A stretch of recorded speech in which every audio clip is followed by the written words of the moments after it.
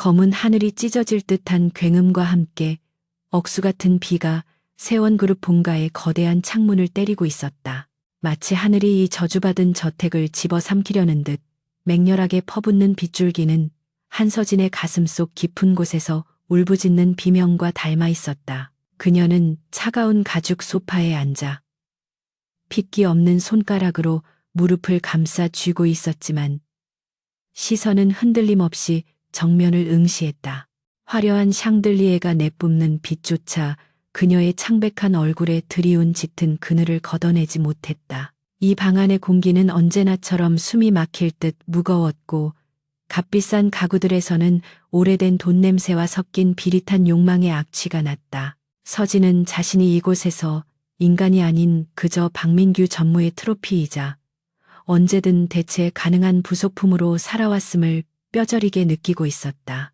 육중한 마호가니 문이 열리고 술 냄새와 섞인 짙은 향수 냄새가 방 안으로 훅 끼쳐 들어왔다. 세원그룹의 후계자이자 그녀의 법적인 남편인 박민규가 비틀거리는 걸음으로 들어와 서진의 맞은편 소파에 거만하게 몸을 던졌다. 그는 넥타이를 거칠게 풀어헤치며 경멸 어린 눈빛으로 서진을 훑어보았는데 그 눈빛에는 일말의 애정이나 존중 따위는 존재하지 않았다.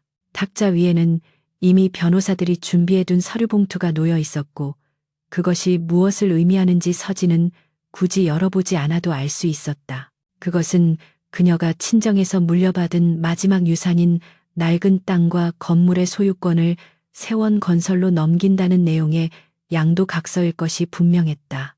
민규는 탁자 위에 놓인 만년필을 집어들어 서진의 눈앞에 던지듯 내려놓으며 차가운 목소리로 서명할 것을 종용했다. 그는 서진의 친정 식구들이 빚더미에 앉아 허덕이는 꼴을 비웃으며 이 서명만이 그들을 구제할 유일한 동아줄이라고 협박했다. 서진은 아무런 대꾸 없이 만년필을 집어들었는데 그 손놀림에는 조금의 망설임도 느껴지지 않아 오히려 민규를 당황하게 만들었다.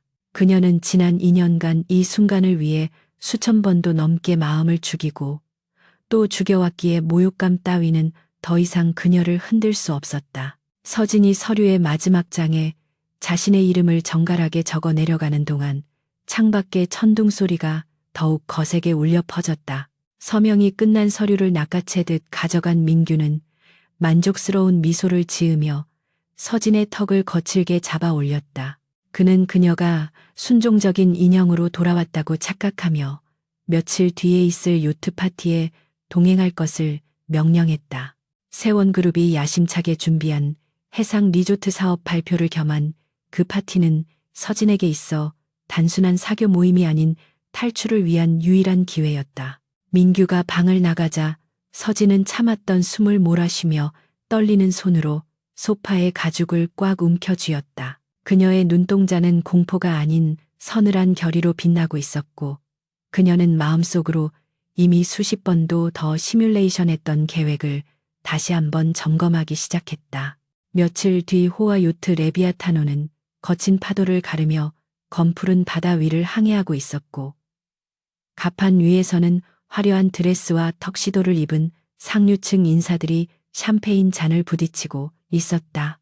밴드의 연주 소리와 사람들의 웃음소리가 어우러져 흥청거리는 분위기를 자아냈지만 하늘은 금방이라도 폭우를 쏟아낼 듯 잿빛 구름으로 뒤덮여 있었다. 서진은 난간 구석에 서서 소용돌이치는 파도를 내려다보며 자신의 심장 박동 소리에 귀를 기울였다. 그녀가 입은 짙은 남색 드레스는 밤바다와 완벽하게 동화되어 있었고 그녀는 사람들의 시선이 가장 닿지 않는 사각지대를 이미 파악해둔 상태였다.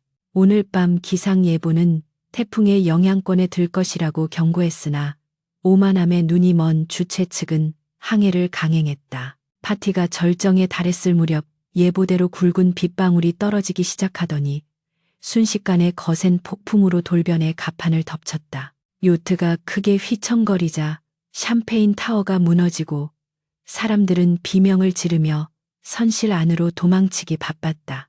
혼란의 도가니 속에서 민규는 자신의 비즈니스 파트너들을 챙기느라 서진이 어디에 있는지조차 신경 쓰지 않았다. 이것이야말로 서진이 기다려왔던 완벽한 타이밍이었기에 그녀는 비틀거리는 척하며 선미 쪽으로 몸을 옮겼다. 칠흑 같은 어둠과 빗줄기가 그녀의 모습을 가려주었고 요트의 엔진 소리와 파도 소리는 그녀의 존재를 세상에서 지워버리기에 충분했다.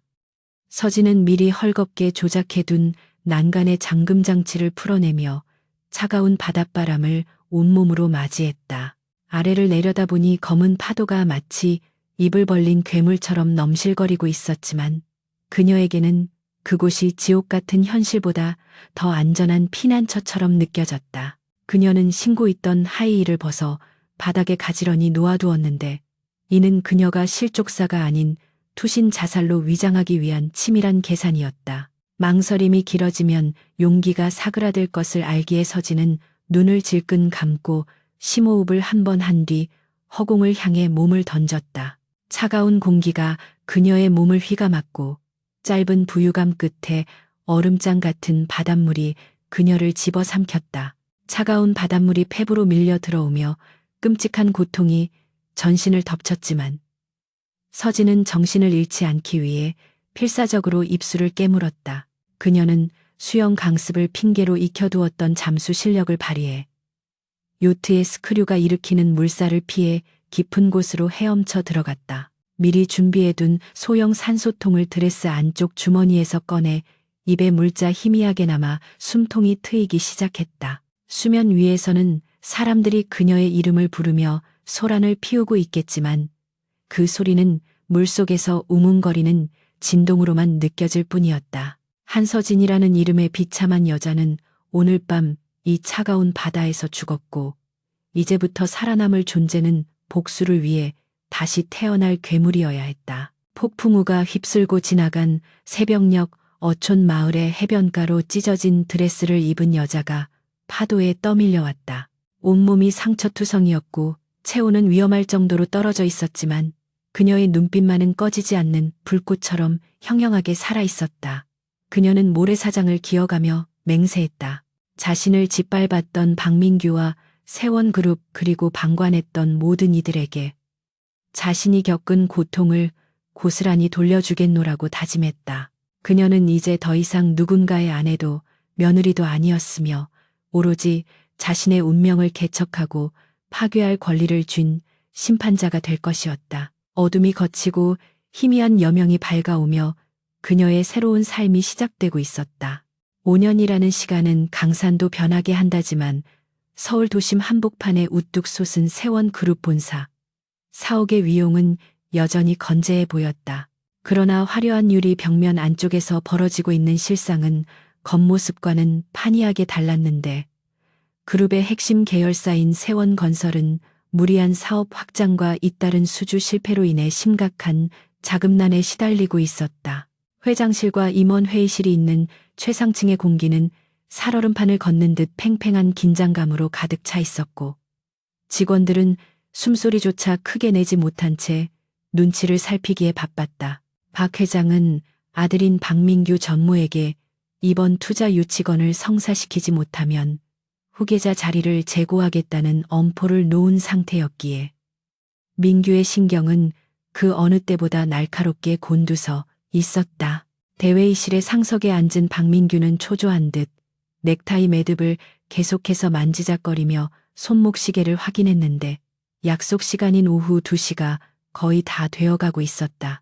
오늘 그들이 만날 상대는 홍콩과 싱가포르를 거점으로 활동하는 세계적인 사모펀드 운용사의 이펙스 파트너스의 아시아 담당 총괄 대표였다. 금융권에서는 그녀를 가리켜 피도 눈물도 없는 마녀라고 부르기도 했고 죽어가는 기업의 숨통을 끊어놓거나 혹은 기적적으로 소생시켜 막대한 이익을 챙기는 투자계의 미다스, 손이라고 칭송하기도 했다. 민규는 자존심이 상했지만 지금 세원그룹의 명주를 쥐고 있는 것은 바로 그 얼굴도 모르는 여자가 분명했기에 굴욕감을 삼키며 그녀를 기다릴 수밖에 없었다. 정확히 시침과 분침이 숫자 12와 1을 가리키는 순간 굳게 닫혀있던 대회의실의 문이 열리며 또각거리는 하이힐 소리가 정적을 깼다. 수행원들의 호의를 받으며 회의실로 들어서는 여성의 실루엣은 역광을 받아 눈부시게 빛났는데 그녀가 걸음을 옮길 때마다 느껴지는 압도적인 카리스마의 임원들은 저도 모르게 마른 침을 삼켰다. 세련된 블랙 슈트를 완벽하게 소화하고 한치의 오차도 없이 빗어 넘긴 단발머리는 그녀의 냉철한 이미지를 더욱 부각하고 있었다. 그녀가 회의실 중앙으로 걸어 나와 고개를 들었을 때 박민규는 마치 심장이 멈추는 듯한 충격을 받고 자리에서 얼어붙고 말았다. 눈앞에 서 있는 여자는 5년 전 차가운 밤바다 속으로 사라져버린 자신의 전처 한서진과 소름 끼칠 정도로 닮아 있었기 때문이었다. 하지만 기억 속의 한서진은 언제나 주눅들어 시선을 피하고 말 한마디 제대로 못하던 유령 같은 존재였던 반면 눈앞의 여자는 맹수와 같은 눈빛으로 좌중을 압도하고 있었다. 짙은 붉은색 립스틱을 바른 입술은 오만하게 다물려 있었고 날카로운 턱선과 자신감 넘치는 태도는 민규가 알던 그 여자와는 완전히 다른 인격체임을 증명하는 듯했다. 민규는 자신의 눈을 의심하며 떨리는 손을 감추기 위해 테이블 아래로 주먹을 꽉 쥐었는데 등줄기에서 식은땀이 흘러내리는 것을 느꼈다. 그녀는 민규의 혼란스러운 시선을 정면으로 받아내면서도 눈썹 하나 까딱하지 않은 채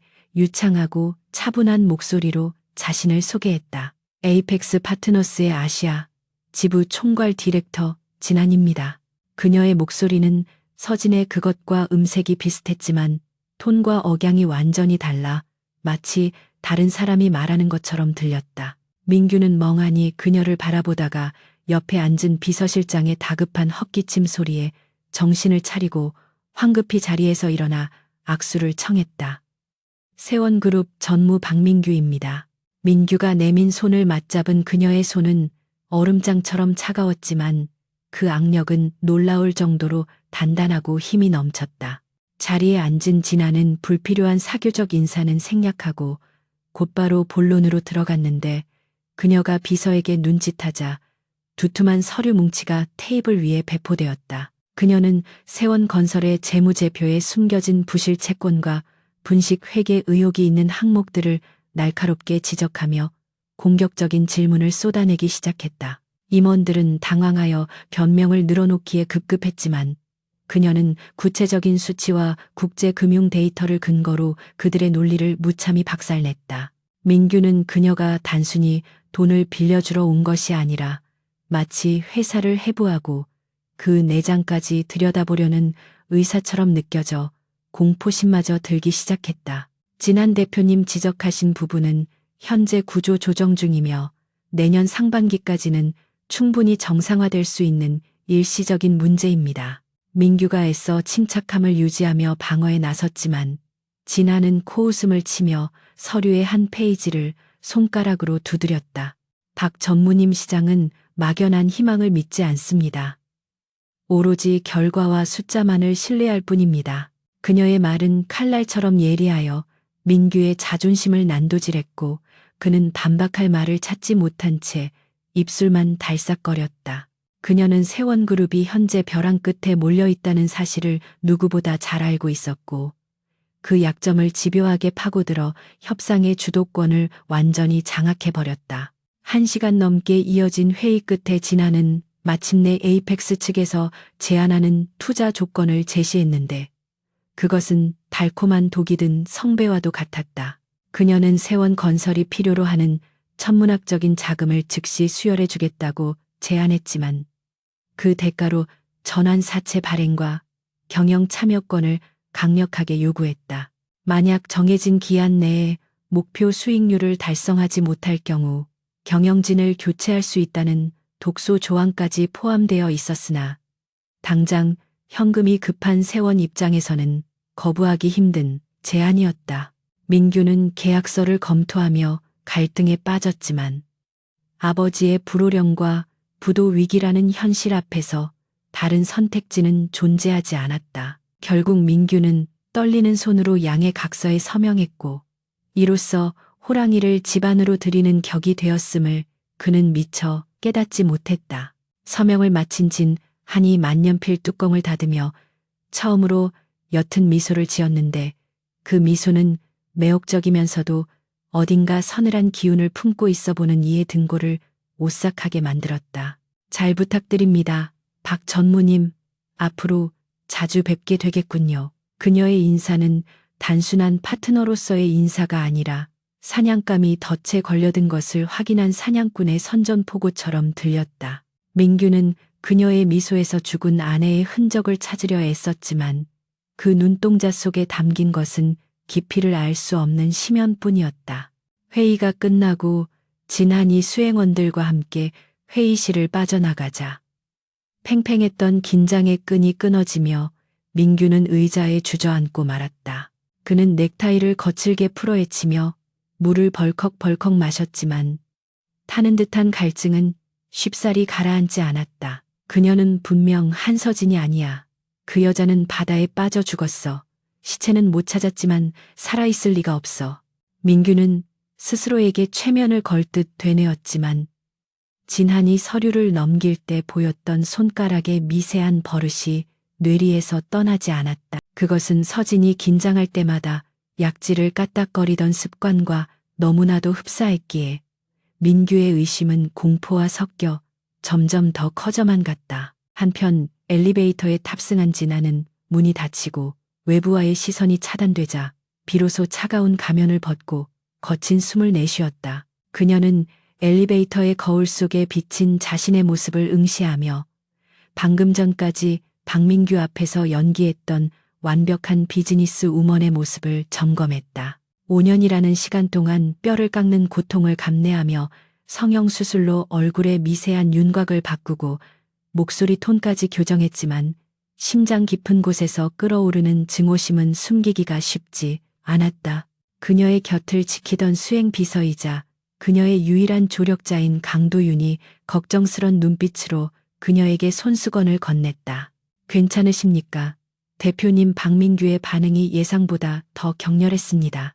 도윤의 낮은 목소리에 진한 아니 한서진은 손수건으로 이마에 맺힌 땀을 닦아내며 차갑게 식은 눈빛으로 대답했다. 아니 오히려 좋아. 그자가 혼란스러워할수록 우리는 더 깊숙이 파고들 수 있어. 이것은 시작에 불과해. 그녀는 핸드백 속에서 박민규가 방금 서명한 양의 각서의 사본을 꺼내어 보며 입꼬리를 비틀어 올렸다. 그것은 단순한 종이 조각이 아니라 세원그룹이라는 거대한 성을 무너뜨리기 위해 그녀가 심어놓은 첫 번째 다이너마이트였다. 지하 주차장에 도착하여 검은색 세단에 몸을 실은 서진은 차창 밖으로 스쳐 지나가는 서울의 풍경을 바라보며 과거의 기억을 떠올렸다. 비참하게 쫓겨나 차가운 바다에 몸을 던졌던 그날 밤 이후 그녀는 미국으로 건너가 밑바닥부터 다시 시작하여 피나는 노력 끝에 월스트리트의 거물들에게 인정받는 투자 전문가로 거듭났다. 그녀는 자신의 이름을 버리고 얼굴을 바꾸고 과거를 지웠지만 단 하나의 목표 복수만은 가슴속에 문신처럼 새겨놓았다. 이제 그녀는 더 이상 피해자가 아니었으며 자본이라는 강력한 무기를 손에 쥐고 괴물들을 사냥하러 온 심판자였다.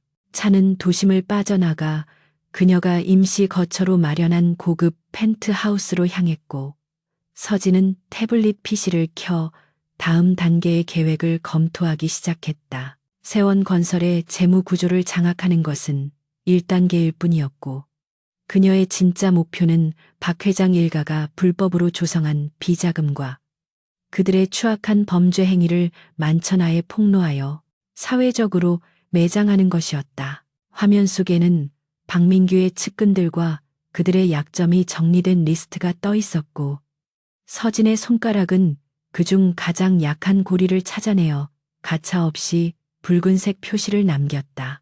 사냥은 이미 시작되었고 사냥감들은 자신이 덫에 걸린 줄도 모른 채 발버둥치고 있었다. 그날 밤 민규는 악몽에 시달리며 식은땀에 젖은 채 잠에서 깨어났는데 꿈속에서 물에 젖은 한서진이 자신을 노려보며 목을 졸라왔기 때문이었다. 그는 침대 옆에 둔 위스키병을 들어 병째로 들이켰지만 취기조차 그의 불안을 잠재우지 못했다. 진한이라는 여자가 나타난 이후로 묻어두었던 과거의 망령들이 되살아나 그를 괴롭히고 있었고 그는 본능적으로 파멸의 그림자가 다가오고 있음을 감지했다. 하지만 그는 인정할 수 없었다. 자신이 버린 여자가 그렇게 완벽한 모습으로 돌아와 자신의 목줄을 칼이가 없다는 오만함이 그의 눈을 가리고 있었다. 세원그룹 본사 15층에 마련된 특별 감사실은 마치 전장이 한바탕 휩쓸고 지나간 듯한 살벌한 분위기가 감돌고 있었는데 이는 에이펙스 파트너스의 실사팀이 입주한 지 불과 사흘 만에 벌어진 일이었다. 진안이 이끄는 전문가들은 세원건설의 지난 10년간의 회계 장부를 낱낱이 파헤치며 먼지 하나까지도 놓치지 않겠다는 기세로 덤벼들었고 그 과정에서 무능한 임원들의 치부가 적나라하게 드러나고 있었다. 직원들은 복도에서 진한의 그림자만 비춰도 소스라치게 놀라 귀를 터주었고 그녀의 손가락 끝에서 회사의 운명이 결정된다는 사실의 공포감을 느끼고 있었다. 그녀는 감정 없는 기계처럼 재무제표상의 오류를 지적하고 불필요한 비용을 삭감하며 냉혹한 구조 조정의 칼날을 휘두르고 있었지만 그 모든 과정은 철저하게 계산된 연극이었다. 오후 늦은 시각 진아는 박민규 전무의 호출을 받고 그의 집무실로 향했는데 그녀의 손에는 두툼한 검은색 가죽 파일이 들려 있었다.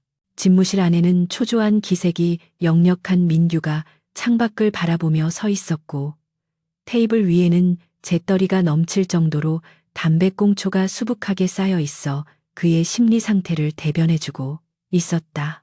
진한이 들어서자 민규는 급히 몸을 돌려 그녀를 맞이했는데 그의 눈동자는 붉게 충혈되어 있었고 며칠 사이 부쩍 수척해진 모습이었다. 그녀는 예의 바르지만 차가운 태도로 인사를 건넨 뒤 허락도 없이 소파에 앉아 다리를 꼬았고 가지고 온 파일을 테이블 위에 소리나게 내려놓으며 그를 압박하기 시작했다. 전무님 실사 과정에서 꽤 흥미로운 자금 흐름을 발견했습니다. 해외 페이퍼 컴퍼니로 흘러간 수백억 원의 자금이 공사비로 위장되어 있더군요.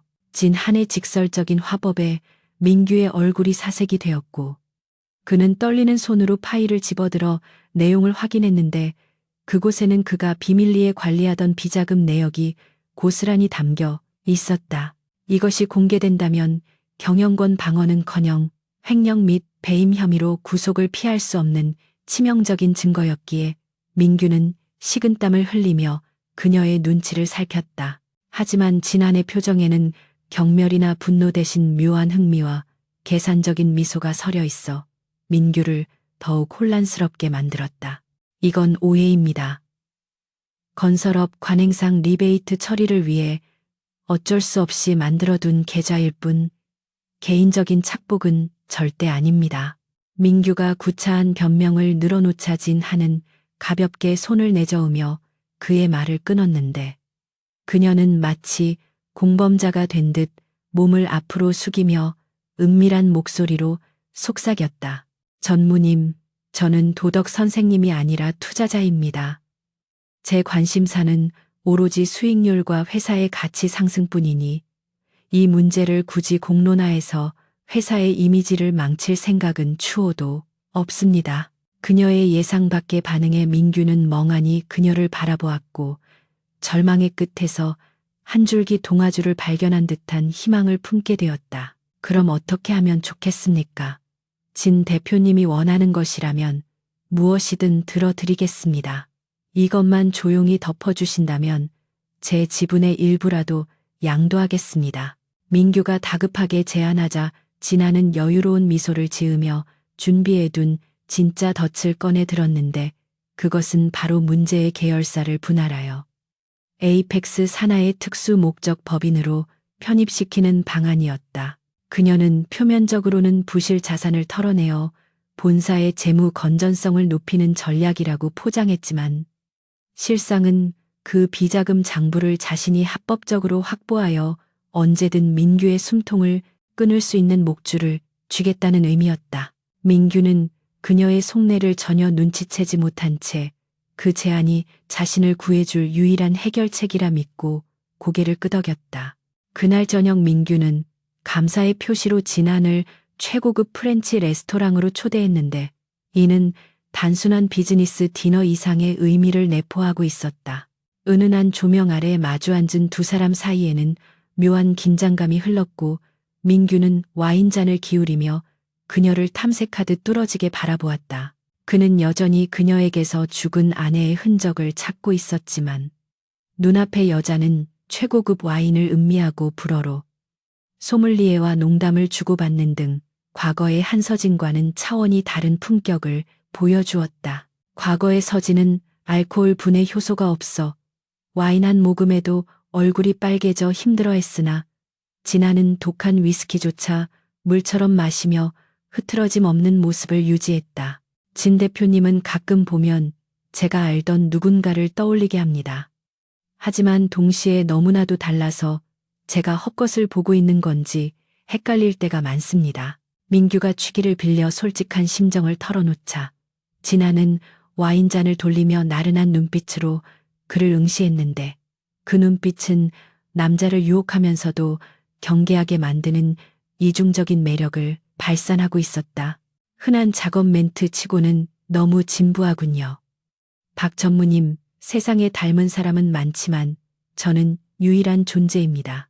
그녀의 도도한 대답에 민규는 씁쓸한 미소를 지으며 고개를 저었고 점차 그녀를 죽은 아내가 아닌 매력적인 사업 파트너이자 정복하고 싶은 여자로 인식하기 시작했다. 식사가 끝날 무렵 진하는 의도적으로 핸드백에서 손수건을 꺼내다가 작은 약통을 떨어뜨렸는데 민규가 그것을 주워주며 의아한 표정을 지었다.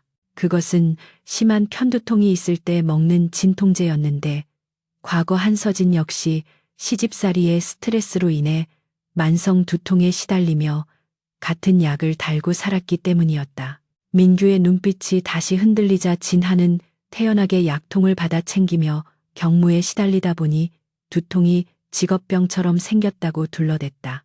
이 사소한 우연은 민규의 의심을 다시금 점화시켰지만 동시에 그녀에 대한 연민과 호기심을 자극하여 그가 그녀의 덫에 더 깊이 빠져들게 만드는 촉매제가 되었다. 자정이 넘은 시각 진하는 남들의 눈을 피해 한강 공원의 으슥한 주차장으로 차를 몰았고 그곳에는 검은색 후드를 깊게 눌러쓴 남자가 그녀를 기다리고 있었다. 그는 서울중앙지검 특수부 소속의 강도윤 검사로 과거 세원그룹의 비리를 수사하다가 좌천된 후 절치부심하며 복수의 칼날을 갈고 있는 인물이었다. 진아는 차 창문을 조금 내리고 민규에게서 받아낸 비자금 관련 USB 메모리를 도윤에게 건네주었는데 그녀의 표정은 박민규 앞에서의 도도함은 온데간데 없고 지독한 피로감과 슬픔이 묻어 있었다. 도윤은 그녀의 손끝이 미세하게 떨리는 것을 감지하고 걱정스러운 목소리로 그녀의 안부를 물었다. 너무 무리하는 거 아닙니까? 박민규는 교활한 놈입니다. 당신 정체를 조금이라도 의심하는 순간 무슨 짓을 저지를지 모르는 위험한 놈이라고요. 도윤의 진심 어린 충고에 진아는 희미하게 웃으며 고개를 저었는데 그녀는 이미 자신의 목숨을 걸고 이 판에 뛰어들었기에 두려움 따위는 사치라고 생각했다. 걱정 마세요, 강 검사님. 그 사람은 지금 제 손바닥 안에서 춤을 추고 있어요. 그가 저를 믿고 의지하게 만드는 것, 그것이 파멸로 가는 지름길이니까요. 그녀의 목소리에는 서리빨 같은 도끼가 서려 있었고 도윤은 그런 그녀를 보며 안타까움과 동시에 깊은 존경심을 느꼈다. 다음 날 세원그룹 대회의실에서는 긴급 이사회가 소집되었고 박민규 전무의 주도로 알짜배기 계열사를 에이펙스 파트너스가 설립한 신규 법인에 매각하는 안건이 상정되었다. 일부 이사들이 알짜 자산의 헐값 매각이라며 반발했지만 민규는 회사의 유동성 위기를 극복하기 위한 불가피한 선택이라며 그들의 의견을 묵살했다. 진아는 이사회의 말석에 앉아 그 광경을 지켜보며 속으로 쾌재를 불렀는데 민규가 자신의 무덤을 파는 삽을 든 격이나 다름없었기 때문이었다. 이 계약이 성사되는 순간 세원그룹의 핵심 자금줄은 진한의 통제하에 놓이게 되고 민규는 껍데기만 남은 그룹의 왕좌에 앉아 허우적대게 될 것이었다. 계약서에 최종 도장을 찍은 민규는 안도감에 젖어진 한에게 악수를 청하며 감사의 인사를 전했는데 그의 얼굴에는 승리감마저 감돌고 있었다. 진 대표님 덕분에 큰 고비를 넘겼습니다. 앞으로 우리 두 회사의 파트너십이 더욱 공고해지기를 바랍니다. 진한은 그의 손을 맞잡으며 화사하게 웃어 보였지만 그녀의 머릿속에서는 이미 다음 단계의 시나리오가 빠르게 돌아가고 있었다.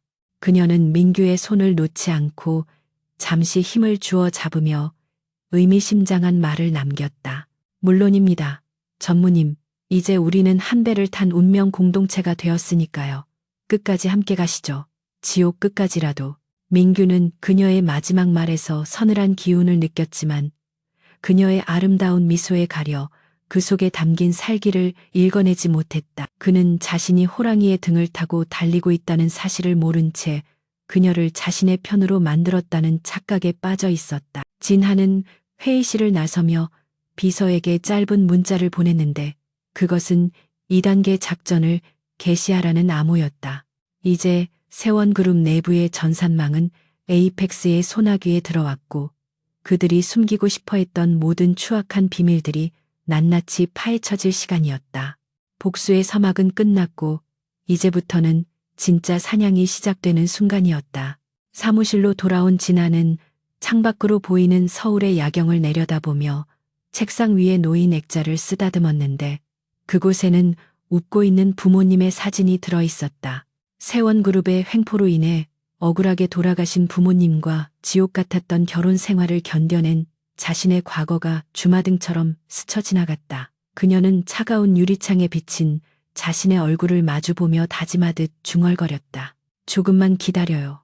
이제 곧 그들의 비명소리가 들리게 해줄 테니까. 그녀의 눈동자 속에서 검은 불꽃이 타오르고 있었고 그녀는 밤이 깊어질수록 더욱 선명해지는 복수의 칼날을 품고 어둠 속으로 걸어 들어갔다. 서울의 야경이 한눈에 내려다 보이는 고급 일식당의 별실에는 무거운 침묵과 함께 긴장감이 감돌고 있었다. 박민규는 맞은편에 앉아 정갈하게 회를 집어드는 진 한의 손끝을 집요하게 응시하고 있었는데 그의 눈빛은 마치 먹잇감을 노리는 맹수처럼 번들거렸다. 며칠 전부터 그의 머릿속을 맴돌던 의심은 이제 확신에 가까운 공포로 변해가고 있었고 그는 그녀의 사소한 행동 하나하나에서 죽은 아내의 그림자를 찾아내려 혈안이 되어 있었다. 진아는 그런 그의 시선을 모를 리 없었지만 태연하게 식사를 이어가며 세원건설의 해외 수주 전략에 대해 유창하게 설명할 뿐이었다. 그녀의 완벽한 매너와 흐트러짐 없는 자세는 그를 더욱 혼란스럽게 만들었지만 결정적인 순간은 예기치 않은 곳에서 찾아왔다. 식사가 거의 끝나갈 무렵 종업원이 후식으로 복숭아 셔벗을 들고 들어오자 진 한의 눈동자가 순간적으로 미세하게 떨리는 것을 민규는 놓치지 않았다. 그녀는 아주 자연스럽게 손사래를 치며 알레르기가 있어 다른 것으로 바꿔달라고 요청했는데 그 순간 민규의 심장이 덜컥 내려앉았다. 죽은 한서진 역시 복숭아 털 알레르기가 있어 근처에만 가도 피부가 붉게 달아오르고 호흡 곤란을 일으키곤 했었다. 단순히 우연이라고 치부하기에는 너무나도 구체적인 일치였고 식탁볼을 만지작거리는 그녀의 손가락이 무의식적으로 접어만든 종이약 모양의 매듭은 서진이 불안할 때마다 보이던 고유한 습관이었다. 민규는 들고 있던 찻잔을 거칠게 내려놓으며 떨리는 목소리로 그녀의 이름을 부르려다 가까스로 참아냈다. 그날 밤 민규는 즉시 신뢰할 수 있는 사설 탐정을 고용하여 진 한의 과거를 낱낱이 파헤칠 것을 지시했다. 그는 에이펙스 파트너스에 제출된 그녀의 이력서가 조작되었을 가능성을 염두에 두고 미국에서의 행적과 학력, 그리고 병원 기록까지 모든 것을 조사하라고 명령했다. 일주일이라는 시간이 지옥처럼 느껴졌고 민규는 업무에 집중하지 못한 채 술과 신경 안정제에 의존하며 하루하루를 버텼다. 마침내 탐정이 가져온 두툼한 보고서를 받아든 민규의 손은 주체할 수 없이 떨리고 있었고 그 속에 담긴 내용은 그의 불길한 예감을 잔인하게 확인시켜 주었다. 진한이라는 인물의 기록은 5년 전을 기점으로 완벽하게 세탁되어 있었으며 그 이전의 기록은 마치 유령처럼 존재하지 않았다. 더욱 충격적인 것은 그녀가 5년 전 미국 캘리포니아의 한 병원에서 전신 화상 치료와 안면 재건 수술을 받았다는 기록이었다. 비록 환자의 이름은 익명으로 처리되어 있었지만 수술 날짜와 입원 기간이 한서진이 실종된 시기와 절묘하게 맞아떨어졌다. 민규는 보고서를 벽에 집어던지며 짐승 같은 울부짖음을 토해냈는데 그것은 죽은 줄 알았던 아내가 살아 돌아왔다는 공포와 자신을 철저히 기만했다는 분노가 뒤섞인 감정이었다. 그는 더 이상 참을 수 없었고 이 지독한 연극을 끝내기 위해 그녀를 자신의 홈그라운드인 세원 호텔의 스위트룸으로 불러내기로 결심했다. 이번에는 비즈니스 파트너로서가 아니라 자신의 아내였던 한서진을 심판하기 위한 자리였다. 연락을 받은 서진은 올 것이 왔음을 직감하고 거울 앞에서 자신의 모습을 마지막으로 점검했다. 그녀는 짙은 화장으로 얼굴을 가리는 대신 오히려 옅은 메이크업으로 본연의 얼굴을 드러내기로 했는데 이는 더 이상 숨을 필요가 없다는 자신감의 표현이었다. 그녀는 금고 속에 보관해 두었던 비밀 문서를 챙겨들고 호텔로 향하는 차 안에서 차가운 미소를 지었다. 박민규가 자신을 궁지로 몰아넣으려 한다는 것을 알고 있었지만 그녀에게는 그 상황조차도 철저하게 계산된 시나리오의 일부였다. 호텔 로비에 들어서는 그녀의 발걸음은 그 어느 때보다 당당했고 엘리베이터 숫자가 올라갈수록 그녀의 심장은 복수의 희열로 뜨겁게 박동했다. 스위트룸의 문이 열리자 어두운 조명 아래 소파에 앉아있는 박민규의 실루엣이 보였고 방 안에는 독한 위스키 냄새가 진동하고 있었다. 민규는 들어오는 그녀를 노려보며 다짜고짜 술잔을 바닥에 던져 깨트렸는데 파편이 사방으로 튀며 살벌한 분위기를 조성했다. 언제까지 그 역겨운 가면을 쓰고 있을 셈이야 한서진. 민규의 목소리는 분노로 갈라져 있었고 그는 천천히 일어나 그녀에게 다가갔다. 서진은 눈 하나 깜짝하지 않고 깨진 유리 조각을 피해 또각또각 걸어 들어와 소파 맞은편에 우아하게 자리를 잡고 앉았다. 그녀의 침묵은 긍정보다 더 강력한 웅변이었고 그 태연함이 민규를 더욱 미치게 만들었다. 네가 감히 날 속이고 내 회사에 들어와 내 돈을 쥐락펴락해 죽고 싶어서 환장한 거야. 민규가 윽박지르며 손을 들어 올리자 서진은 싸늘한 눈빛으로 그를 올려다보며 입을 열었다. 손 치워 박민규. 당신은 지금 에이펙스 아시아 대표에게 폭력을 행사하려는 거야. 아니면 죽은 줄 알았던 아내에게 또다시 손찌검하려는 거야. 그녀의 입에서 흘러나온 목소리는 더 이상 지난해에 만들어진 톤이 아닌 과거 한서진의 본래 목소리에 가까웠다. 그 순간 민규는 얼어붙은 듯 멈춰 섰고 서진은 천천히 자리에서 일어나 그와 눈높이를 맞추며 잔혹한 미소를 지어 보였다. 그래 나야 한서진 당신이 그날 밤 폭풍 우치는 바다에 버려뒀던 그 여자. 서진의 자백은 날카로운 비수처럼 민규의 가슴에 꽂혔고 그는 뒷걸음질 치며 소파에 주저앉았다.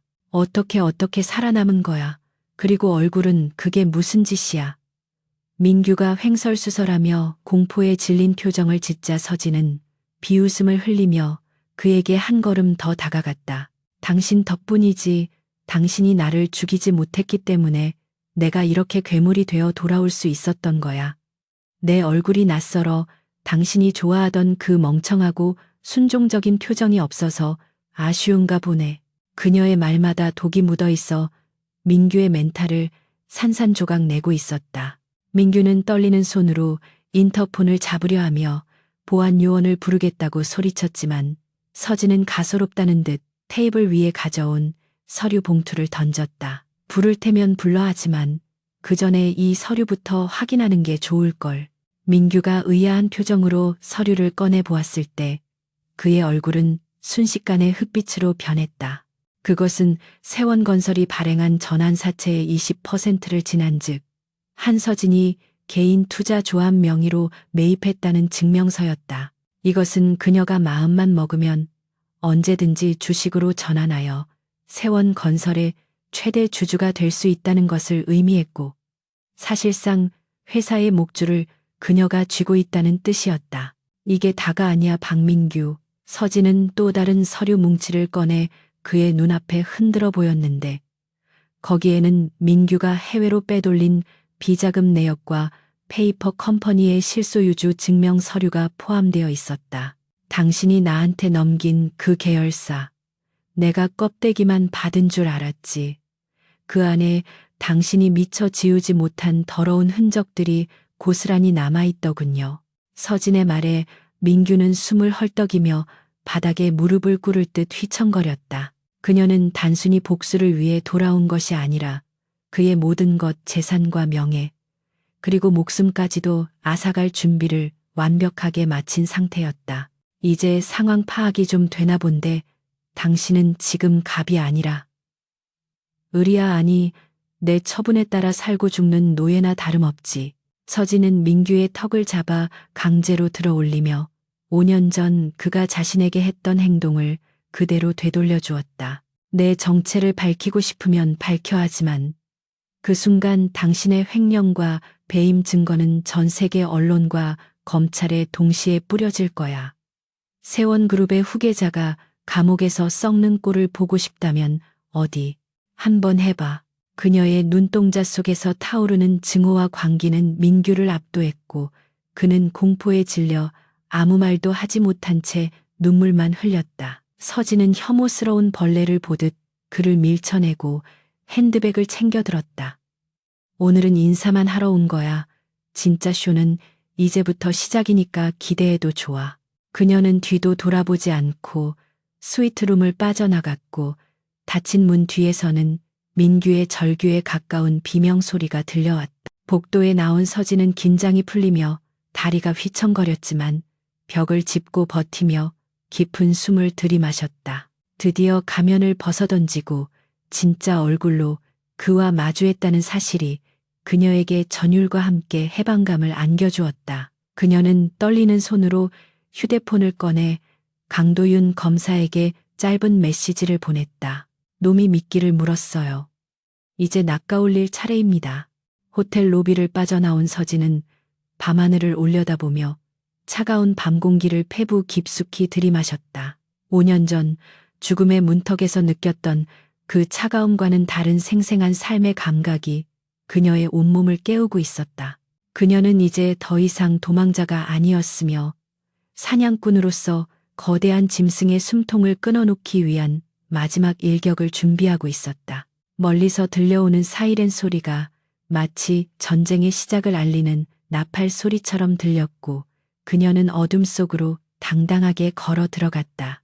이제 세원그룹이라는 거대한 제국이 무너져 내리는 것은 시간 문제였고 그 몰락의 카운트다운은 이미 시작되었다. 다음 날 아침 대한민국 전역은 세원그룹 홍보실이 밤새 뿌려댄 자극적인 보도자료로 인해 발칵 뒤집혔는데 모든 신문과 방송의 헤드라인이 진 한의 과거를 난도질하고 있었다. 기사들은 그녀를 가리켜 신분을 세탁하고 재벌가에 의도적으로 접근한 꽃뱀이자 내연남과 야반도주하기 위해 자살 자작극을 벌인 파렴치한 여자로 매도하고 있었다. 인터넷 커뮤니티와 소셜미디어는 그녀를 향한 인신공격성 악플로 도배되었고 확인되지 않은 루머들이 사실인 양 빠르게 퍼져나가며 그녀의 명예를 실시간으로 짓밟았다. 이것은 박 회장과 박민규가 꾸민 전형적인 여론 몰이이자 진안을 사회적으로 매장시켜 에이펙스 파트너스의 투자 철회를 유도하고 경영권을 방어하려는 추악한 술수였다. 에이펙스 아시아 지부 사무실 앞은 진실을 요구하는 기자들과 시위대들로 인산인해를 이루었고 직원들은 쏟아지는 항해 전화의 업무가 마비될 지경이었다. 하지만 소란스러운 외부 상황과는 달리 진안의 대표실은 폭풍의 눈처럼 고요했는데 그녀는 창밖의 아수라장을 무표정하게 내려다보며 차 한 잔을 마시고 있었다. 그녀는 이미 이런 상황이 올 것을 예측하고 있었기에 당황하거나 분노하는 대신 오히려 박민규가 예상대로 움직여준 것에 대해 안도감을 느꼈다. 강도윤 검사가 걱정스러운 얼굴로 들어와 기자회견을 취소하고 당분간 해외로 피신하는 것이 어떻겠냐고 제안했지만 그녀는 단호하게 고개를 저으며 거절했다. 피한다고 해결될 문제가 아니에요. 강 검사님, 그들은 제가 숨기를 바라고 있어요. 그래야 저를 죄인으로 낙인 찍고 마음대로 요리할 수 있을 테니까요. 진아는 책상 위에 놓인 태블릿 PC를 집어들어 실시간 검색어 순위를 확인했는데 자신의 이름과 세원그룹이 나란히 1위와 2위를 다투고 있었다. 지금이야말로 전 국민의 이목이 집중된 최고의 타이밍이고 이 관심을 이용해 그들의 추악한 민낯을 만천하에 까발려야 한다고 그녀는 판단했다. 그녀는 비서실장에게 인터폰을 연결하여 오늘 오후 3시 그랜드 호텔 대연회장에서 공식 기자회견을 열겠다고 통보하라고 지시했다. 오후 3시 기자회견장은 국내외 수백 명의 취재진으로 발디딜 틈 없이 꽉 차 있었고 사방에서 터지는 플래시 세례가 눈을 뜰 수 없을 정도로 쏟아졌다. 단상에 오른 진하는 화려한 명품 정장 대신 검소하고 단정은 검은색 원피스를 입고 있었는데 화장기 없는 창백한 얼굴은 그녀의 결백함을 호소하는 듯했다. 기자들은 그녀가 입을 열기도 전에 공격적인 질문을 퍼부으며 그녀를 몰아세웠는데 대부분 불륜설과 자살 위장 의혹에 관한 자극적인 내용들이었다. 사회자가 장례 정리를 요청했지만 흥분한 기자들은 멈추지 않았고 회견장은 순식간에 난장판이 되어버렸다. 진하는 잠시 눈을 감고 심호흡을 한 뒤 마이크를 잡고 차분하지만 힘있는 목소리로 입을 열어 장례를 침묵시켰다. 저는 오늘 저를 둘러싼 모든 의혹에 대해 진실을 밝히고 세원그룹 박민규 전무와 박 회장의 범죄 행위를 고발하기 위해 이 자리에 섰습니다. 그녀의 선언에 장내는 찬물을 끼얹은 듯 조용해졌고 기자들은 숨을 죽인 채 그녀의 다음 말을 기다렸다. 그녀는 자신이 한서진임을 인정했지만 도망친 것이 아니라 가정폭력과 살해 위협으로부터 생존하기 위해 탈출한 것이라고 정정했다. 그리고 준비된 영상을 스크린에 띄웠는데 그것은 단순한 증언이 아니라 반박할 수 없는 명백한 증거였다. 대형 스크린에는 5년 전 박민규가 만취 상태로 서진을 폭행하며 욕설을 퍼붓는 CCTV 영상이 재생되었고 장내는 경악으로 가득 찼다. 영상 속의 민규는 짐승만도 못한 태도로 아내를 짓밟고 있었고 서진은 공포에 질려 살려달라고 애원하고 있었는데 그 처참한 모습은 보는 이들의 분노를 자아내기에 충분했다. 이어서 재생된 음성 파일에는 박 회장이 며느리의 유산을 강탈하기 위해 협박하는 내용과 사고사로 위장해 처리하라고 지시하는 섬뜩한 목소리가 생생하게 담겨 있었다. 불륜설을 주장하던 여론은 순식간에 동정론으로 바뀌었고 기자들의 타자 소리가 기관총 소리처럼 회견장을 메웠다. 하지만 진한의 반격은 여기서 끝이 아니었는데 그녀는 또 다른 폭탄을 터뜨리기 위해 강도윤 검사에게 신호를 보냈다. 화면이 바뀌고 복잡한 도표와 계좌 내역들이 나타났는데 그것은 세원그룹이 지난 10년간 저지른 분식 회계와 탈세 그리고 횡령의 증거들이었다. 박민규 전무가 저를 불륜녀로 매도하며 내연남이라고 지칭했던 인물은 실존 인물이 아니라 그들이 비자금을 세탁하기 위해 만든 유령 법인의 대표명이었습니다. 그녀의 날카로운 지적에 기자들은 탄성을 질렀고 이 모든 것이 치정극이 아닌 거대 재벌의 조직적인 범죄라는 사실을 깨닫게 되었다. 같은 시각 집무실에서 텔레비전으로 생중계를 지켜보던 박 회장은 혈압이 치솟아 뒷목을 잡고 쓰러졌고 박민규는 미친 사람처럼 고함을 지르며 텔레비전을 부숴버렸다. 그들은 자신들이 조작한 여론이 부메랑이 되어 돌아올 줄은 꿈에도 몰랐고 완벽하다고 믿었던 범죄의 흔적들이 낱낱이 공개되는 상황을 받아들일 수 없었다. 홍보실장의 전화벨이 빗발쳤지만 이미 손을 쓸 수 있는 단계를 넘어섰고 검찰청 앞에는 세원그룹에 대한 즉각적인 수사를 촉구하는 시민단체들의 시위가 시작되고 있었다. 민규는 떨리는 손으로 변호인단에게 전화를 걸었지만 수신 거부 신호음만이 그의 귀를 때릴 뿐이었다. 기자회견을 마친 진 한이 단상을 내려오자 쏟아지는 질문 세례와 플래시가 그녀의 뒤를 따랐지만 그녀는 더 이상 아무 말도 하지 않았다. 그녀의 곁을 지키던 강도윤 검사와 경호원들이 길을 터주었고 그녀는 당당한 발걸음으로 회견장을 빠져나갔다. 엘리베이터 문이 닫히고 외부와의 소음이 차단되자 서진은 비로소 다리에 힘이 풀려 주저앉을 뻔했지만 도윤이 재빨리 그녀를 부축했다. 고생 많으셨습니다. 대표님, 이제 세상이 다 알게 되었습니다. 당신이 어떤 싸움을 해왔는지. 도윤의 따뜻한 위로에 서진은 희미하게 웃으며 고개를 끄덕였다. 회견장을 빠져나온 진한은 곧바로 차에 올라타 다음 목적지인 서울중앙지검으로 향했는데 그녀는 단순한 폭로자에 머물지 않고 고발인 자격으로 직접 조사를 받을 예정이었다. 차창 밖으로 보이는 서울 거리의 전광판마다 그녀의 기자회견 뉴스가 속보로 흘러나오고 있었고 시민들은 가던 길을 멈추고 뉴스를 지켜보며 분노를 표출하고 있었다. 여론은 완전히 뒤집혔고 세원그룹 불매운동이 소셜미디어를 통해 들불처럼 번져나가기 시작했다. 에이펙스 파트너스 본사에서도 긴급 성명을 발표하여 아시아 지부 대표인 진한을 전폭적으로 지지하며 세원그룹에 대한 법적 대응을 예고했다. 검찰청사에 도착한 서진은 수많은 취재진 앞에서 잠시 멈춰서서 카메라를 정면으로 응시하며 마지막 한마디를 남겼다. 법은 만인에게 평등해야 합니다. 돈과 권력으로 죄를 덮을 수 없다는 것을 이번 기회에 반드시 증명해 보이겠습니다. 그녀의 결의에 찬 눈빛은 전국에 생중계되었고 그것은 부패한 기득권층을 향한 선전포고이자 피해자들에게 전하는 희망의 메시지였다. 그녀가 청사 안으로 들어가자 육중한 철문이 닫혔지만 그 울림은 대한민국 사회 전체를 뒤흔들고 있었다. 그날 밤 구속영장이 청구될 것을 직감한 박민규는 밀항을 시도하기 위해 비밀리에 움직였지만 항구로 가는 길목마다 경찰의 검문 검색이 강화되어 있었다. 그는 자신이 사방이 막힌 도간에 든 쥐가 되었다는 사실을 뼈저리게 느끼며 차 안에서 절망감에 휩싸였다. 한서진이 쳐놓은 덫은 그가 생각했던 것보다 훨씬 더 치밀하고 거대했으며 빠져나갈 구멍은 어디에도 보이지 않았다.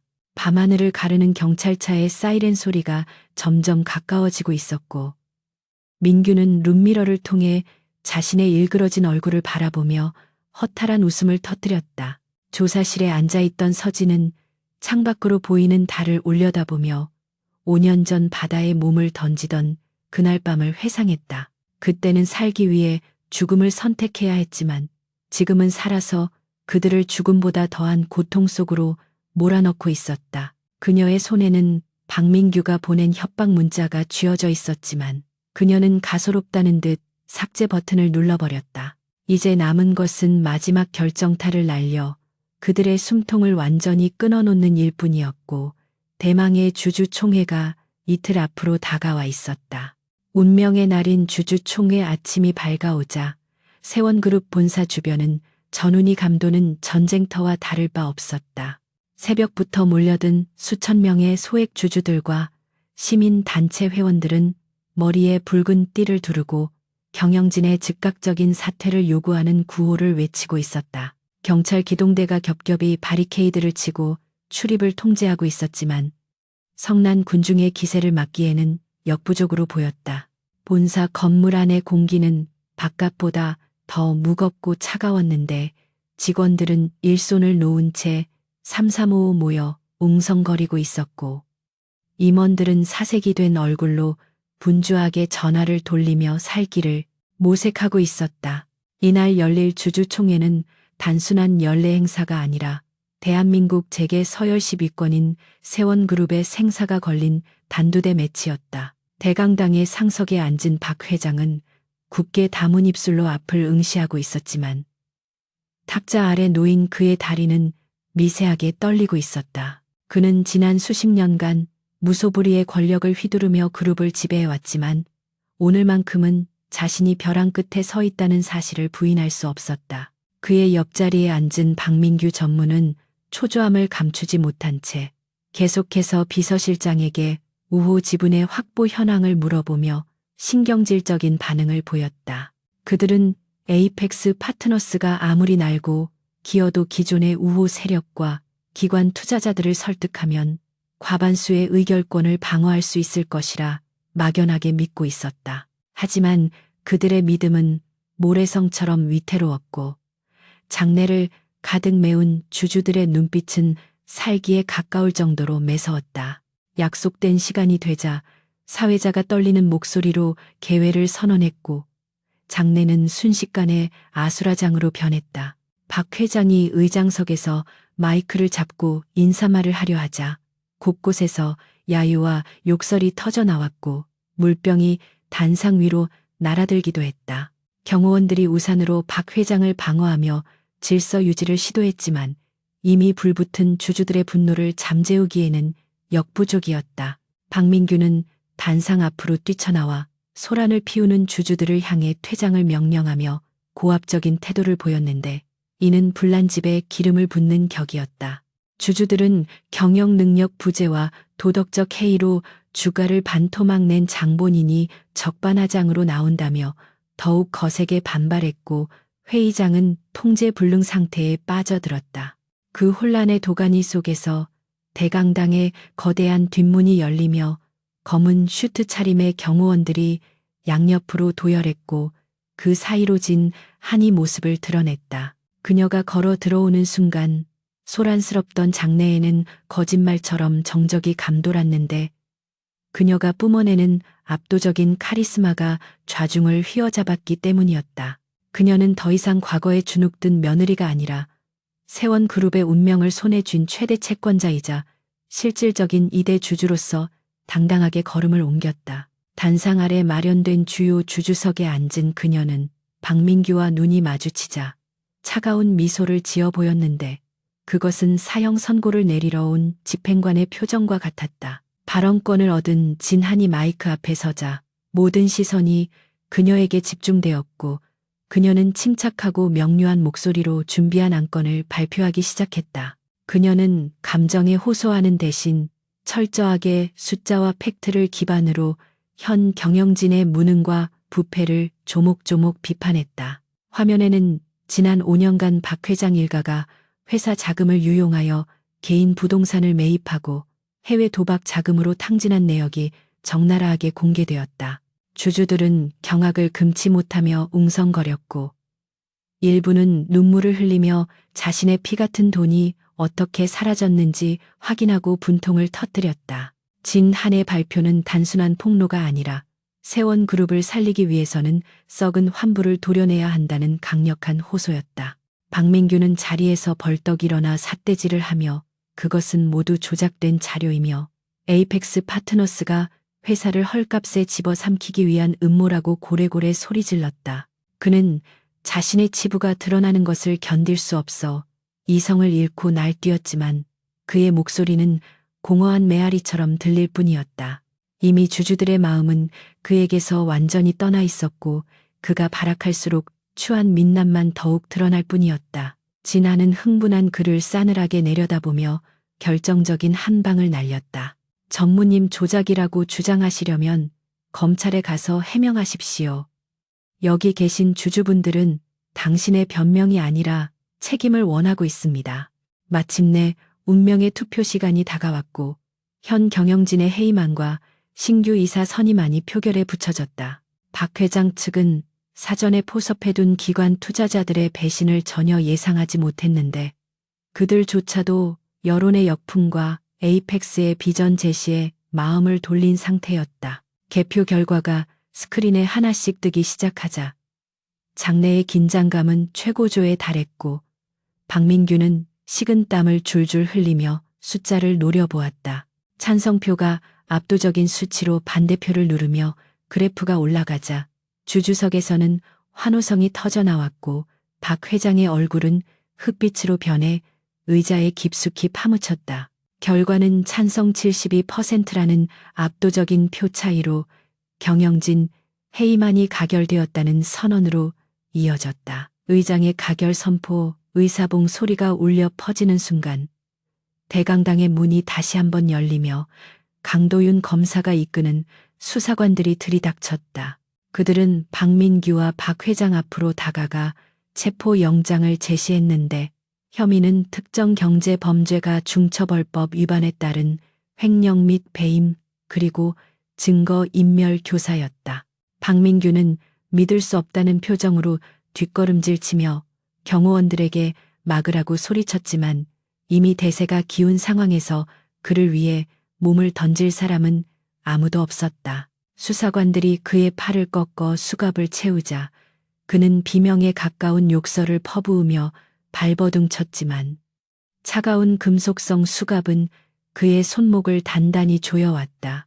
그 광경을 지켜보던 박 회장은 충격을 이기지 못하고 가슴을 부여잡으며 단상 위로 쓰러졌고 장내는 다시 한번 혼란에 빠졌다. 의료진이 긴급하게 투입되어 심폐소생술을 시도하는 사이 박민규는 아버지가 쓰러지는 것을 보고도 자신의 안위를 걱정하며 끌려나가지 않으려 안간힘을 썼다. 그 비참하고 추악한 모습은 그가 평생 쌓아온 오만함의 말로를 여실히 보여주고 있었고 카메라 플래시가 쉴 새 없이 터지며 몰락의 순간을 기록했다. 진아는 그 모든 광경을 무표정하게 바라보며 묘한 허무함과 동시에 가슴 깊은 곳에서 묵직한 응어리가 풀리는 것을 느꼈다. 박 회장이 들것에 실려나가고 박민규가 수사관들에 의해 연행되어 사라지자 장내에는 기묘한 침묵이 감돌았다. 진하는 다시 마이크를 잡고 남아있는 주주들과 임직원들을 향해 고개를 숙이며 정중하게 사과와 감사의 인사를 전했다. 그녀는 승리자의 도취감에 젖어 있는 대신 앞으로 닥쳐올 시련과 회사의 재건을 위한 비전을 제시하며 리더로서의 품격을 보여주었다. 오늘 우리는 과거의 부패를 청산했지만 내일부터는 무너진 신뢰를 다시 쌓아 올려야 하는 힘든 과제가 남아 있습니다. 저는 전문 경영인들과 함께 투명하고 공정한 경영으로 세원 그룹을 정상화시키는데 모든 역량을 쏟겠습니다. 그녀의 진심 어린 연설이 끝나자 장내에서는 우레와 같은 박수갈채가 쏟아져 나왔는데 그것은 새로운 리더에 대한 기대와 신뢰의 표현이었다. 주주들은 그녀를 향해 환호하며 그녀의 이름을 연호했고 직원들 역시 안도의 한숨을 내쉬며 희망 섞인 눈빛으로 단상을 올려다보았다.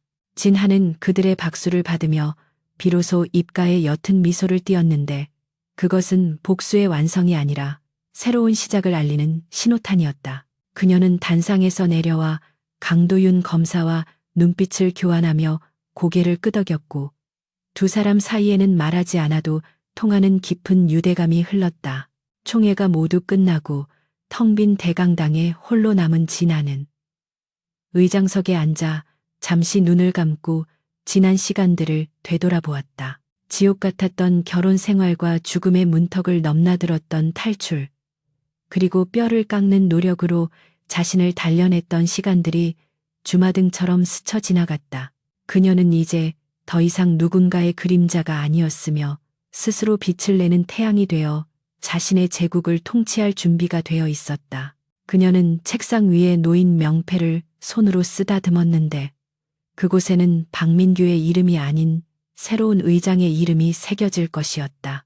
창밖으로 비치는 햇살이 그녀의 어깨를 따뜻하게 감싸 안으며 긴 겨울이 끝나고 봄이 왔음을 알리고 있었다. 건물을 빠져나온 진한을 기다리고 있는 것은 수많은 취재진의 카메라가 아닌 맑게 갠 파란 하늘이었다. 그녀는 선글라스를 끼고 대기하고 있던 차에 올랐는데 운전석에는 강도윤이 옅은 미소를 지으며 그녀를 기다리고 있었다. 어디로 모실까요, 대표님? 아니, 이제는 회장님이라고 불러야 하나요? 도윤의 농담에 그녀는 피식 웃음을 터뜨리며 창문을 내리고 시원한 바람을 맞았다. 어디든 좋아요. 일단 이 답답한 곳을 벗어나서 숨 좀 쉬고 싶네요. 바다가 보이는 곳이면 더 좋고요. 차는 부드럽게 출발하여 도심을 빠져나갔고 그녀의 뒤로 무너진 세원그룹의 간판과 함께 과거의 악몽들도 멀어져 갔다. 차 안에서 뉴스를 켜자 앵커의 긴박한 목소리가 흘러나왔는데 박 회장은 병원으로 이송 도중 의식 불명 상태에 빠졌고 박민규는 구속 수감되어 조사를 받고 있다는 소식이었다. 검찰은 세원그룹의 비리 혐의를 입증할 결정적인 증거들을 다수 확보했으며 관련자들을 전원 소환 조사할 방침이라고 밝혔다. 이로써 수십 년간 대한민국 경제를 쥐락펴락했던 거대 재벌 가문의 신화는 처참하게 막을 내리게 되었다.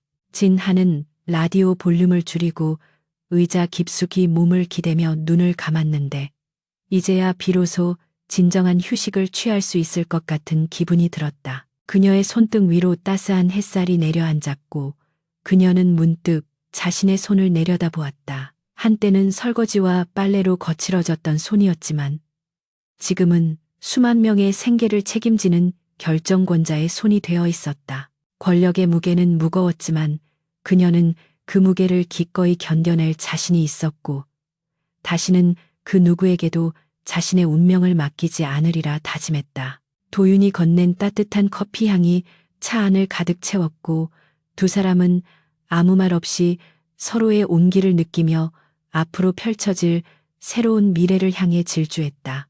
복수는 끝났지만 그녀의 인생은 이제 막 진짜 궤도에 진입하고 있었다. 계절이 두 번 바뀌어 어느덧 거리는 황금빛 은행잎으로 물들어가고 있었고 세원그룹의 본사 로비에는 활기찬 에너지가 감돌고 있었다. 지난 반년 동안 진한 회장의 주도 아래 진행된 강도 높은 구조 조정과 기업 문화 개선 작업은 썩어있던 거대 공룡 기업의 체질을 완전히 뒤바꾸어 놓았다. 직원들은 더 이상 오너 일가의 눈치를 보지 않고 자유롭게 의견을 개진할 수 있게 되었으며 투명해진 경영 시스템 덕분에 주가는 연일 최고치를 경신하고 있었다.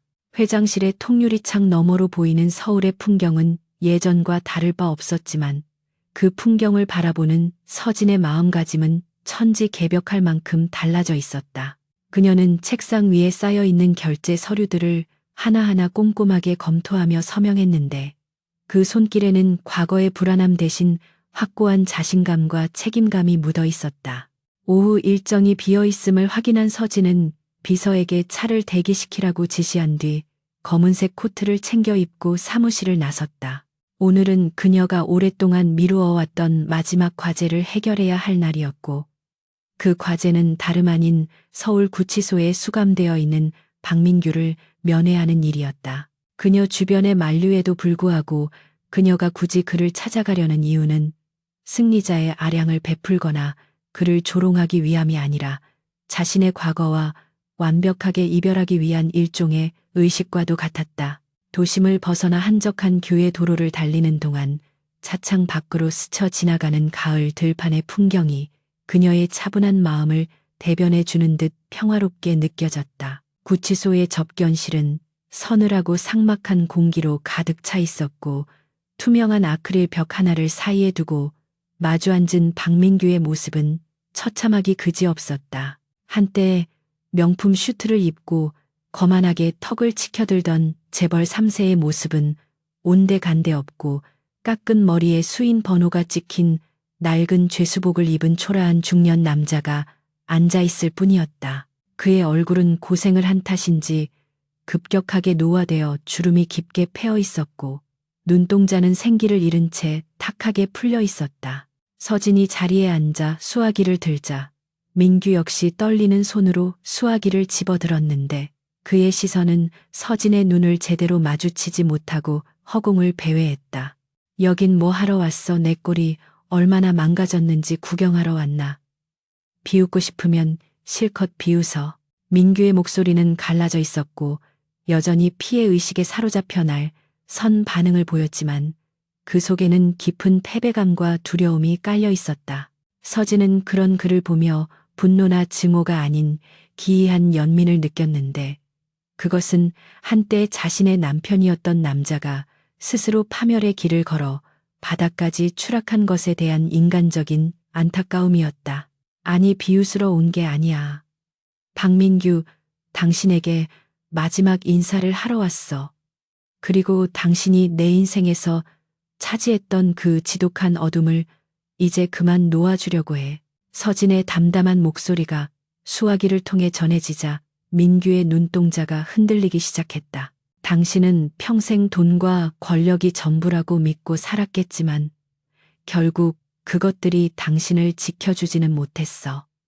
당신이 잃어버린 건 회사가 아니라 당신 자신과 당신을 사랑할 수도 있었던 사람들의 마음이야. 서진의 말은 뼈아픈 진실이었기에 민규는 아무런 반박도 하지 못한 채 고개를 숙이고 말았다. 그는 좁은 독방에 갇혀 지내는 동안 수없이 복기를 해보았지만 자신이 어디서부터 잘못되었는지 인정하기 싫어 외면해 오던 터였다. 하지만 눈앞에 있는 전처의 평온하고 당당한 모습은 그가 부정해왔던 현실을 잔인하게 직시하게 만들었고 비로소 후회라는 감정이 밀물처럼 밀려들어왔다. 아버지는 어떠셔?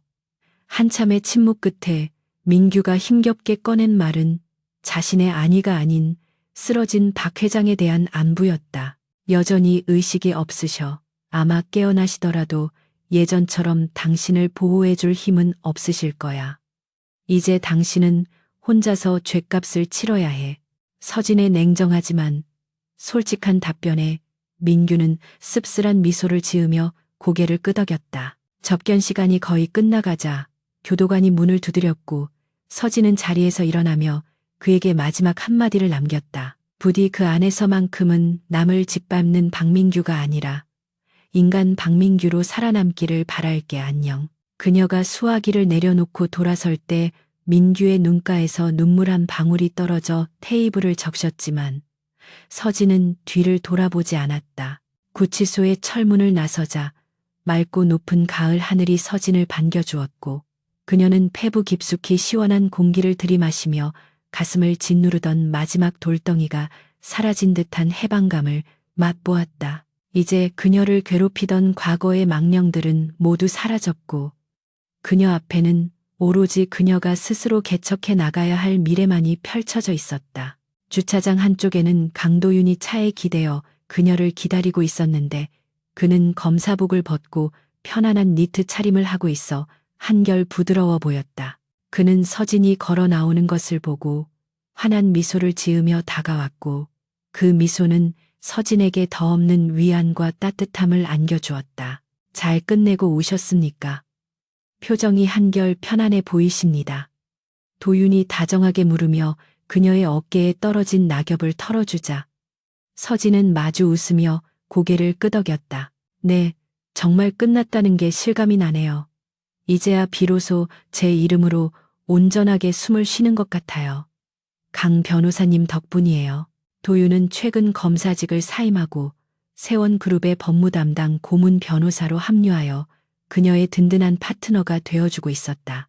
두 사람은 차에 올라타지 않고 구치소 앞에 은행나무 길을 천천히 걸으며 가을의 정취를 만끽했는데 그들의 발걸음은 서로의 보폭에 맞춰 나란히 이어지고 있었다. 앞으로 뭘 하고 싶으십니까?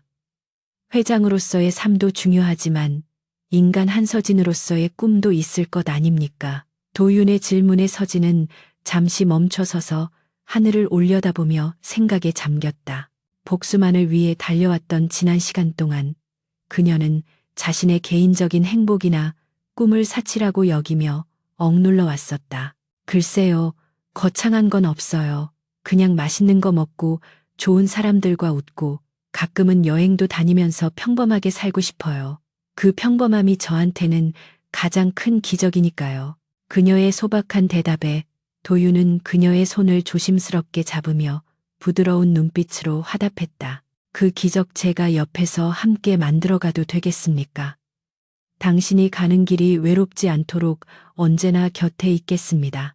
서진은 맞잡은 손에서 전해지는 온기를 느끼며 가슴 벅찬 감동을 받았고 그동안 굳게 닫혀있던 마음의 문을 활짝 열기로 결심했다. 좋아요, 같이 가요. 어디든 우리 앞에는 이제 꽃길만 있을 테니까요. 두 사람은 서로를 바라보며 약속의 미소를 나누었고 노을이 지기 시작한 하늘은 그들의 앞날을 축복하듯 붉은 빛으로 아름답게 물들어가고 있었다. 며칠 뒤 서진은 홀로 바닷가를 찾았는데 그곳은 5년 전 폭풍우 치던 밤 그녀가 절망 속에서 몸을 던졌던 바로 그 장소였다. 하지만 오늘 그 바다는 무섭게 포효하던 괴물이 아니라 잔잔한 파도 소리로 그녀를 위로하는 어머니의 품처럼 평온했다. 그녀는 모래사장에 서서 수평선을 바라보며 과거의 자신에게 작별을 고했다. 겁쟁이였던 한서진은 저 바다 깊은 곳에서 잠들었고 고통과 시련을 이겨내고 다시 태어난 진 한만이 이곳에 서 있었다. 그녀는 신고 있던 구두를 벗어 손에 들고 차가운 바닷물이 발목을 적시도록 내버려 두었는데 그 차가움이 이제는 시원함으로 느껴졌다. 그녀는 주머니에서 작은 상자를 꺼내 열었는데 그 안에는 박민규와의 결혼 반지가 들어 있었다. 그녀는 망설임 없이 반지를 꺼내 바다 멀리 힘껏 던져버렸고 반지는 햇빛을 받아 반짝이며 허공을 가르다 물속으로 사라졌다. 퐁당하는 소리와 함께 그녀를 참아매던 마지막 사슬이 끊어졌고 그녀는 비로소 완전한 자유를 얻었다. 뒤에서 누군가 다가오는 인기척이 느껴져 돌아보니 강도윤이 따뜻한 담요를 들고 서 있었고 서진은 그를 향해 환하게 웃어 보였다. 이제 가요. 새로운 내일이 기다리고 있으니까. 서진은 도윤이 건네준 담요를 두르고 그와 함께 모래사장 위를 걸어갔다. 그들의 뒤로 남겨진 발자국은 파도에 씻겨 사라졌지만 그들이 함께 걸어갈 앞날에는 선명하고 아름다운 발자국들이 새겨질 것이었다. 어둠을 뚫고 날아오른 불사조는 이제 제가 아닌 눈부신 태양을 향해 힘찬 날갯짓을 시작했고 그녀의 비상은 영원히 멈추지 않을 것이다. 찬란한 햇살이 두 사람의 뒷모습을 비추며 이야기는 완벽한 해피엔딩으로 막을 내렸다.